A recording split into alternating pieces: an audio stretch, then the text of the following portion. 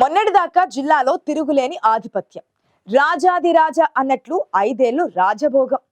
పంచాయతీ నుంచి పార్లమెంటు దాకా ఆ పార్టీ ప్రజాప్రతినిధుల మాటే వేదం. కానీ రాజ్యాలు కూలిపోయినట్లు అజ్ఞాతవాసం పట్టారు ఆ నాయకులు. నమ్ముకున్న కార్యకర్తలకు మొహం చూపడానికి కూడా ఇష్టపడడం లేదు కొందరు మాజీలు. కొందరైతే కండువా మార్చే ప్రయత్నాల్లో ఉన్నారని గుసగుసలు. జిల్లా పార్టీలో భారీ ప్రకంపనలు తప్పవని జోరుగా గుసగుసలు. ఇంతకీ ఏదా జిల్లా, ఎవరా నాయకులు?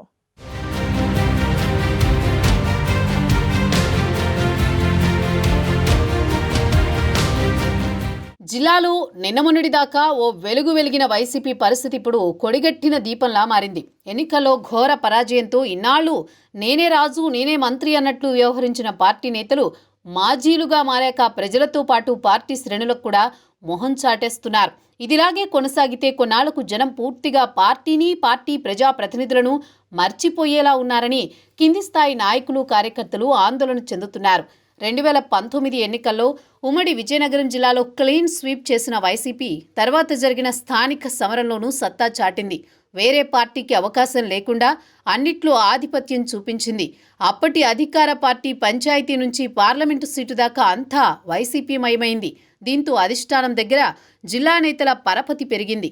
ఈ 5 ఏళ్లు ఫ్యాన్ పార్టీ ప్రజాప్రతినిధులు ఆడిందే ఆట, పాడిందే పాటగా సాగిపోయింది.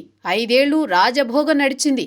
5 నెలల క్రితం జరిగిన ఎన్నికల్లో వైసీపీ తుడిచిపెట్టుకుపోవడంతో ఇప్పుడు ఆ పార్టీని నైరాస్యం ఆవరించింది.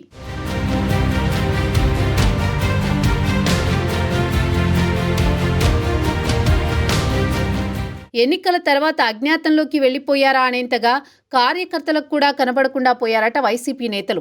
చెప్పుకోవడానికైనా ఒక్కరంటే ఒక్కరు కూడా కనిపించడం లేదని నిరాశలో ఉన్నాయి ఫ్యాన్ పార్టీ శ్రేణులు. గెలుపోటములతో సంబంధం లేకుండా ఎప్పుడూ ప్రజల మధ్య ఉండే బొత్స సత్యనారాయణ కూడా ఎమ్మెల్సీ అయ్యాక విశాఖకే పరిమితమవుతున్నారని, ఎన్నోసార్లు ఆదరించిన చీపురుపల్లి వైపు కూడా చూడడం లేదని చర్చించుకుంటున్నారంతా. జిల్లా పరిషత్ చైర్మన్ చిన్న శ్రీను కూడా ఇదివరకులా క్రియాశీలకంగా కనిపించకపోయినా అప్పుడప్పుడు మీడియా సమావేశాలతో ఉనికిని చాటుతున్నారని చెప్పాలి. ఎన్నికల తర్వాత ఉమ్మడి విజయనగరం జిల్లాలో రెక్కలు తెగిపోయినట్లే ఉంది ఫ్యాన్ పార్టీ పరిస్థితి. పట్టించుకునే నాథుడు లేక పార్టీ శ్రేణులు చెల్లా చెదరవుతున్నాయి.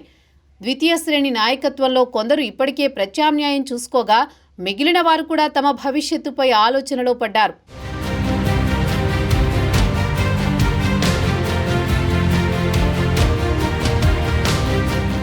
వైసీపీ నేతలకు టీడీపీ గేట్లు మూసివేయడంతో కొందరు జనసేన వైపు చూస్తున్నారు. తెర వెనుక ప్రయత్నాలు చేసుకుంటున్నారు. పార్టీ వీడేలా ఉన్నారని తెలిసి కూడా వైసీపీ పెద్దలు స్పందించకపోవడం రాజకీయ చర్చకు తెరలేపింది. జిల్లా వైసీపీకి పెద్ద దిక్కుగా ఉన్న నాయకుడొకరు జనసేన వైపు చూస్తున్నారని కొన్నాళ్లుగా ప్రచారం జరుగుతోంది. ఇలాంటి పరిస్థితుల్లో తాజా పరిణామాలు ఆ ప్రచారానికి బలం చేకూర్చేలా ఉన్నాయనేది విశ్లేషకుల మాట. పెద్ద ఆయన నిర్ణయమే శిరోధార్యం అంటున్న సన్నిహితులు, అనుచరులు తాము కూడా ఆయన వెంటేనని సంకేతాలు ఇస్తున్నారు. ఏదో రోజు మంచి ముహూర్తం చూసుకుని జిల్లాలోని వైసీపీ ముఖ్య నాయకత్వం జనసేన గూటికి చేరడం ఖాయంగా కనిపిస్తోందన్న ప్రచారం జిల్లాలో జోరుగా సాగుతోంది. మొన్నటి ఎన్నికల్లో వైసీపీ కుప్పకూలినా కాలం కలిసొస్తే మళ్లీ కోలుకుంటుందన్న ఆశ పార్టీ శ్రేణులో ఉండేది. కానీ ఎలాంటి మార్పు లేకపోగా అధినేత చుట్టూ ముసురుకుంటున్న కొత్త వివాదాలతో పార్టీ మనుగడపై నీలి నీడలు కమ్ముకుంటున్నాయి.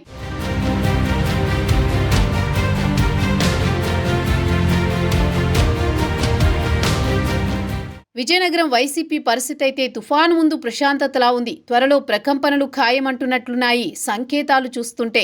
రాజకీయాల్లో శాశ్వత మిత్రులు, శాశ్వత శత్రువులు ఉండరనే నానుణ్ణి తాజా పరిణామాలు మరోసారి రుజువు చేసేలా ఉన్నాయంటున్నారు పొలిటికల్ పండితులు.